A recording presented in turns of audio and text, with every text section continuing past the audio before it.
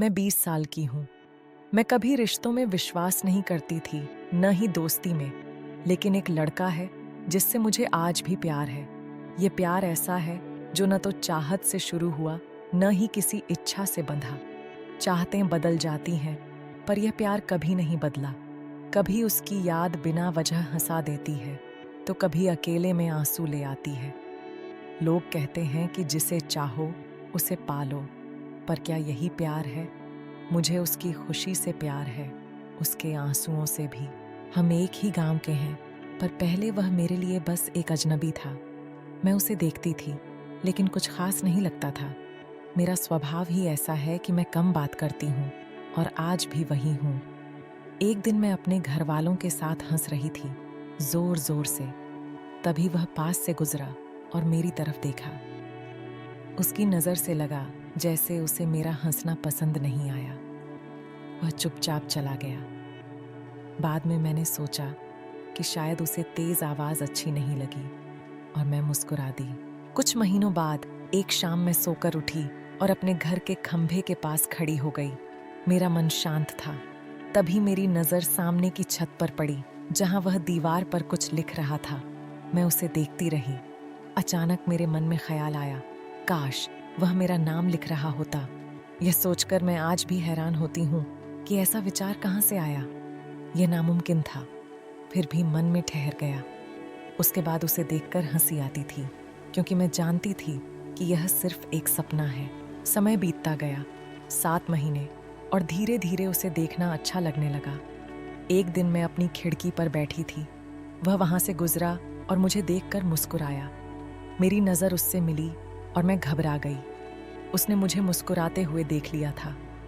मैं जल्दी से वहां से हट गई। उस दिन के बाद हमारी नज़रें बार बार मिलने लगीं। मैं नीचे देखकर मुस्कुराती और चली जाती। ये सिलसिला 3 महीने चला। मैं अब जानबूझकर उस रास्ते से गुजरती, शायद उसे देख सकूं। वह भी मुझे देखकर हंसने लगा, और मैं भी। ऐसा लगता था जैसे जिंदगी हसीन हो गई हो। वह शाम को अपनी छत पर आता और मैं उसे देखने के लिए बाहर निकलती। हम धीरे से एक दूसरे को देखकर मुस्कुराते। एक दिन मैं खंभे के पास खड़ी उसे देख रही थी। वह छत पर कपड़े लेने आया था। तभी किसी और ने मुझे उसे देखते हुए देख लिया। मैं बहाना बनाकर वहां से चली गई। उम्मीद थी कि वह भूल जाएगा।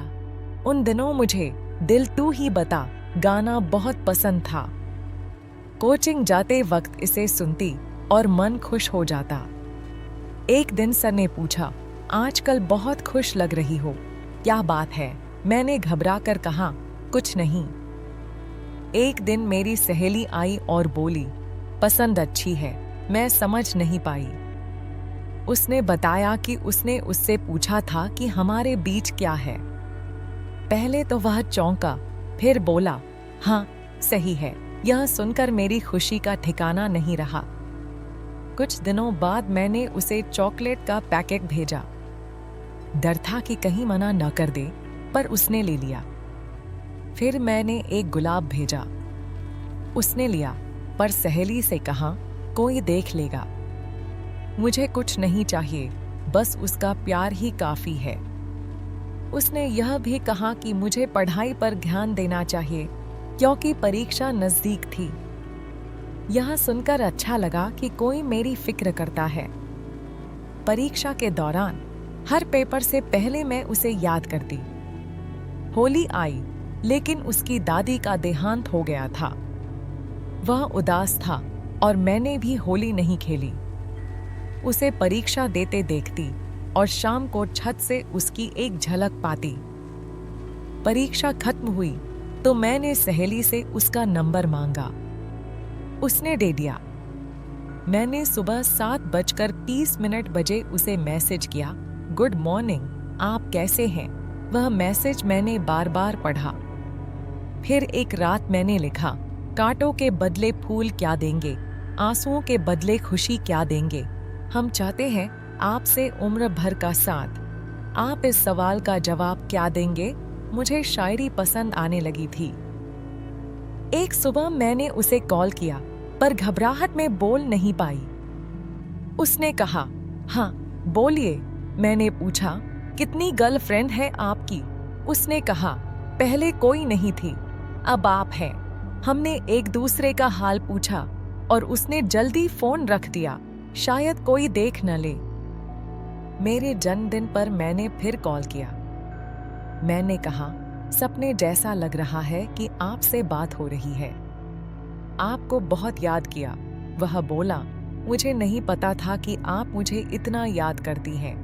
मैंने बताया कि आज मेरा जन्मदिन है। वह हैरान हुआ और बोला, सुबह क्यों नहीं बताया? मैंने कहा, सुबह यकीन ही नहीं हुआ कि यह सच है। हम 4 बार और बातें कर पाए। फिर उसका नंबर खो गया और मैं पढ़ाई के लिए बाहर चली गई। वापस लौटी तो उससे बात करने की कोशिश की, पर वह नाराज था या शायद मजबूरी थी। उसने कुछ नहीं बताया। कुछ साल बाद सुना कि उसकी शादी तय हो गई। मेरे आंसू रुक नहीं रहे थे। शादी के दिन मैं उसे देखने नहीं गई। सोचा, कहीं वह मुझे देखकर उदास न हो जाए। मैंने नींद की गोली ली और सो गई। कई दिन मैं कमरे में रोती रही। वह अब मेरा नहीं था। वो भी बहुत दुखी था। अब मेरे पास उसकी कोई तस्वीर नहीं है। उसे याद करने की जरूरत भी नहीं, क्योंकि वह मेरे दिल से कभी गया ही नहीं। कल भी उसका इंतजार था, आज भी है और हमेशा रहेगा। मैं किसी और को अपने जीवन में जगह नहीं दे सकती।